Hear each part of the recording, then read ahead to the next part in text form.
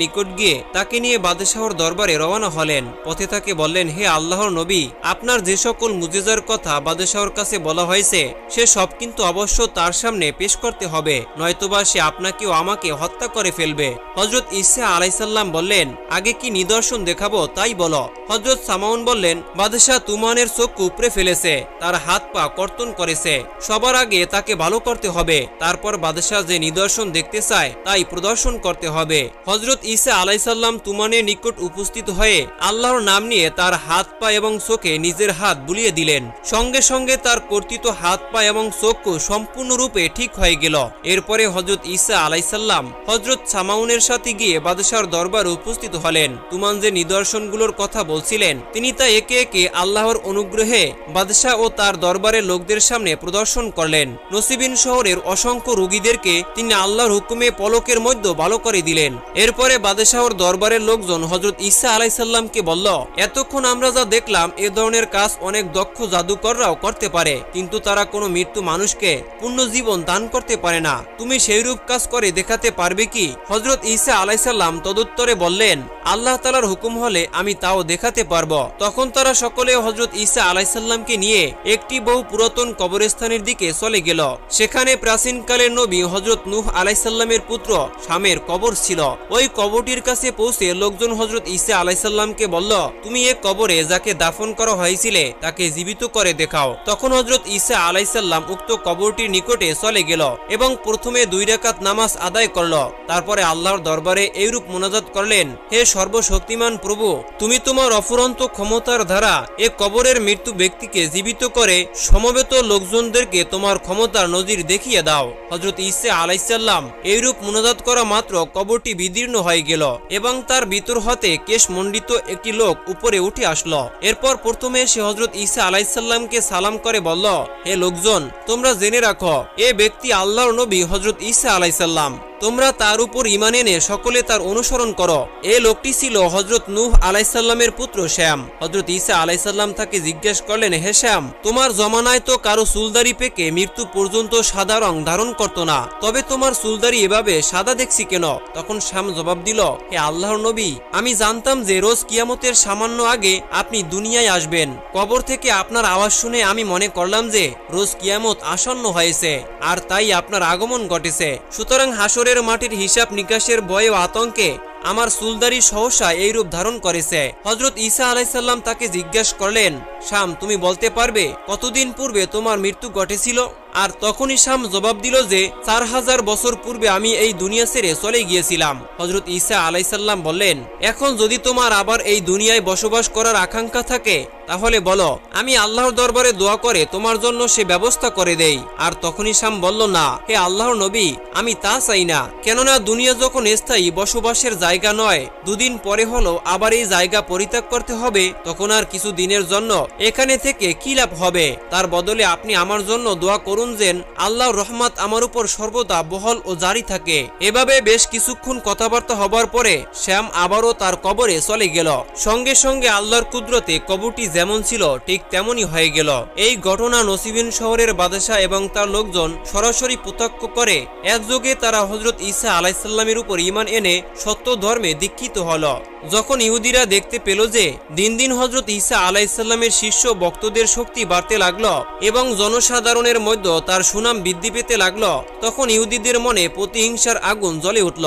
তারা ভাবল, হযরত ঈসা আলাইসাল্লামকে হত্যা করা ব্যতীত আমাদের ইহুদিদের অন্য কোনো উপায় নেই। সুতরাং তারা সিদ্ধান্ত গ্রহণ করল যে হযরত ঈসা আলাইসাল্লামের বিরুদ্ধে বাদশাকে খেপাতে হবে এবং তার মাধ্যমেই সকল কাজ সমাধা করতে হবে। তৎকালীন গভর্নর ছিল ফালাতিস নামক এক ইহুদি। হযরত ঈসা আলাইসাল্লামের বিরুদ্ধে ষড়যন্ত্রের জন্য তারা তার দরবারে উপস্থিত হল এবং বলল, ঈসা আলাইসাল্লাম শুধু আমাদের জন্য ভয়ের কারণ নয়, তোমার হুকুমতের জন্য সে আশঙ্কার কারণ হয়ে দাঁড়াবে। যদি তাকে শেষ করা না যায় তবে শুধু আমাদের ধর্মই ধ্বংস হবে না, তোমার হুকুমতও খতম হয়ে যাবে। আর এই লোকটি আশ্চর্য মুজিজা দেখিয়ে তার স্বীয় দলভুক্ত করে নিয়েছে। তার মূল উদ্দেশ্য হলো বনি ইসরাইলদের বাদশা হওয়া। এই মুহূর্তে তাকে শেষ করতে না পারলে ফিতনা আরও বেড়ে যাবে, অতঃপর আর কিছু করাই সম্ভব হবে না। ফালাতিস গভর্নর তাদের ধোঁকায় পড়ে গেল এবং হযরত ঈসা আলাইহিসসালামকে আটক করার আদেশ দিল। তারপরে লোকদেরকে লক্ষ্য করে ফালাতিস ইহুদি বলল, তোমরা কি করছো? আর একটি লোক দাঁড়িয়ে বলল, ঈসা আলাইহিসসালাম লোকদেরকে মুজিজা দেখাচ্ছে, যদি আমরা তাকে ছেড়ে দেই তবে সমস্ত লোক তার উপর ঈমান আনবে আর তারা এসে আমাদের দেশ দখল করবে। তাদের সর্দার কাইফা নামক এক ব্যক্তি বলল, তোমরা কিছুই জানো না ও কিছুই বোঝো না, আমরা সবাই মরার চেয়ে কি একজন মারা ভালো না? হযরত ঈসা আলাইহিসসালাম এই দিকে ইহুদির ষড়যন্ত্রের সংবাদ পেয়ে গেল।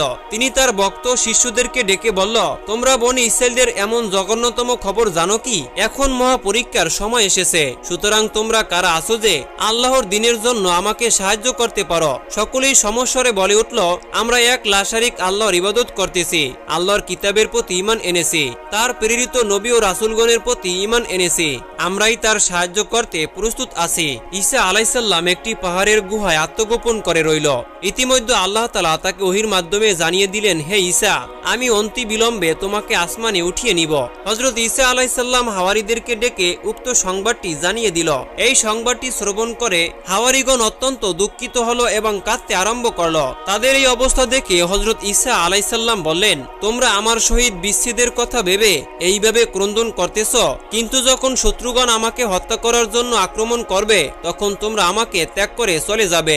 এই কথা শুনে হাওয়ারীগণ বলল, হে আল্লাহর নবী, যতক্ষণ পর্যন্ত আমাদের দেহে প্রাণ থাকবে ততক্ষণ পর্যন্ত আমরা প্রাণপণে চেষ্টা করব আপনাকে শত্রুর আক্রমণ হতে রক্ষা করার। সেই সময় হযরত ঈসা আলাইহিসসালাম সামাউন নামক তার প্রধান বক্তের প্রতি লক্ষ্য করে বললেন, হে সামাউন, যদিও তুমি হাওয়ারীগণের নেতা এবং আমার সর্বাপেক্ষা অধিক প্রিয় উম্মত, তথাপি সেই বিপদের সময় তুমিও আমাকে ত্যাগ করে চলে যাবে। তারপরে হাওয়ারীগণ যখন ওহীর মাধ্যমে হযরত ঈসা আলাইহিসসালামের বিদায়ের সংবাদ দৃঢ়ভাবে জানতে পারল, তখন তারা সকলে ঈসা আলাইহিসসালামকে বলল, হে নবী, আপনি আকাশে গমন করার পরে আপনার চেয়ে শ্রেষ্ঠ কিংবা আপনার সমতুল্য অন্য কোনো নবী কি পৃথিবীতে আগমন করবেন? তখন হযরত ঈসা আলাইহিসসালাম বললেন, হ্যাঁ, মক্কা নগরীতে কুরাইশ বংশে একজন নবী জন্মগ্রহণ করবেন, তার নাম হবে হযরত মুহাম্মদ সাল্লাল্লাহু আলাইহি ওয়াসাল্লাম। তিনি আমার চেয়েও অধিক সম্মানিত ও মর্যাদাশীল হবেন।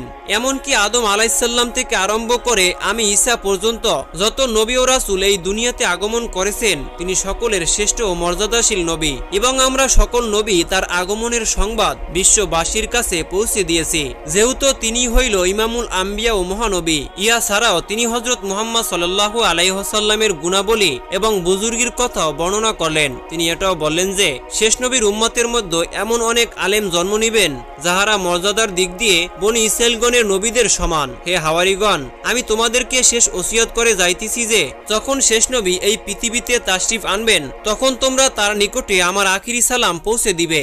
আমি তোমাদেরকে ইহাও জানাইতেছি যে মহান আল্লাহ পাক রব্বুল আলামিনের নির্দেশ মোতাবেক আমি সামাউনকে তোমাদের জন্য আমার প্রতিনিধি বা খলিফা নিযুক্ত করলাম। তোমরা সকলেই তার নির্দেশ অনুযায়ী চলাফেরা করবে। উপস্থিত সকলেই হযরত ঈসা আলাইহিসসালামের নির্দেশ অনুযায়ী সামাউনকে তাদের নেতা বলে সম্মতি জ্ঞাপন করল। হযরত ঈসা আলাইহিসসালাম পুনরায় হাওয়ারীদেরকে বলল, দুনিয়া হইতে আমি চলে যাওয়ার পরে ফেরেশতাগণের নূরের পদ্ধতিতে তোমরা নূর প্রাপ্ত হইবে। সেই নূরের আলোকে তোমাদের অন্তর এইরূপভাবে আলোকিত হবে যে তোমরা জাতির ভাষা বুঝতে পারবে। তখন তোমরা প্রত্যেক জাতিকেই দ্বীনের ইসলামের দিকে আহ্বান করবে, এবং যখন শেষ নবীর আবির্ভাব ঘটবে তখন তোমরা তাহার আদেশ ও উপদেশ মেনে চলবে। আর তখনই হাওয়ারীগণ ইহাতেও সম্মতি দিল। ইহুদিগণ হযরত ঈসা আলাইহিসসালামকে হত্যা করার জন্য গোপনে ষড়যন্ত্রে মেতে উঠল। তখন আল্লাহ তাআলা ওহীর মাধ্যমে হযরত ঈসা আলাইহিসসালামকে জানালেন, হে প্রিয় নবী, পাপিষ্ঠ শত্রুদের কবল হতে আমি তোমাকে শীঘ্রই আসমানে তুলে নিব। তখন তিনি আবারও গুহার ভিতরে চলে গেল। কিছুদিন পরে ইহুদিরা জানতে পারল যে হযরত ঈসা আলাইহিসসালাম একটি গুহার মধ্যে বসবাস করছে। আর তখনই ইহুদিরা ওই গুহার কাছে আসলো। সারা রাত গুহার চারদিকে ঘিরে আটকে রাখলো যাতে করে ঈসা আলাইহিসসালাম বাইরে আসতে না পারে। তখন আল্লাহ পাক রব্বুল আলামিন ফেরেশতাদেরকে পাঠিয়ে দিলেন। সবার সামনে ঈসা নবীকে চতুর্থ আসমানে উঠিয়ে নিলেন। সেখানে তিনি বাইতুল মামুর নামক স্থানে ফেরেশতাদের সাথে বসবাস করেন। বর্তমানে তিনি সেখানেই আছেন এবং কিয়ামতের আগে আল্লাহ পাক রব্বুল আলামিন হযরত ঈসা আলাইহিসসালামকে আবার এই পৃথিবীতে পাঠাবেন। সুবহানাল্লাহ, সুবহানাল্লাহ। প্রিয় দর্শক, এই ছিল আমাদের আজকের ভিডিওটি ভালো লাগলে অবশ্যই এই ভিডিওটিতে একটি লাইক করে দিবেন। এরকম নিত্য নতুন ইসলামিক ঘটনা পেতে অবশ্যই আমাদের এই চ্যানেলটি সাবস্ক্রাইব করে পাশে থাকবেন। দেখা হচ্ছে পরবর্তী ভিডিওতে। সে পর্যন্ত ভালো থাকুন, সুস্থ থাকুন। আল্লাহ হাফেজ।